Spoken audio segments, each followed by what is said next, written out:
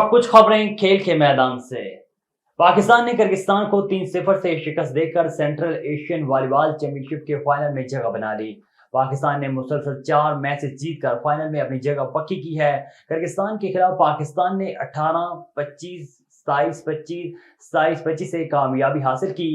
Event में पाकिस्तान अपना आखिरी मैच कल ईरान के खिलाफ खेलेगा। सऊदी अरब के दारुल हुकूमत रियाद में घोड़ों की खूबसूरती का 5 रोजा आलमी मुकाबला 22 मई को मुनक्किद होगा। अरब मीडिया रिपोर्ट्स के मुताबिक मुकाबले में खालिस अरबी नस्ल घोड़ों की शिरकत को यकीनी बनाया गया है, जिनकी तादाद 100 के करीब है। इस खूबसूरत इवेंट में सऊदी अरब में पैदा होने वाले और पलने वाले घोड़ों के दरमियान भी मुकाबला हुआ है। इंतजामिया ने कहा है कि घोड़ों की खूबसूरती के मुकाबले के ज़माने में मुतअद्दिद तफरीही सरगर्मियां भी होंगी, जिनमें मुआशरे के मुख्तलिफ तबकात के ज़ौक़ का ख्याल रखा जाएगा।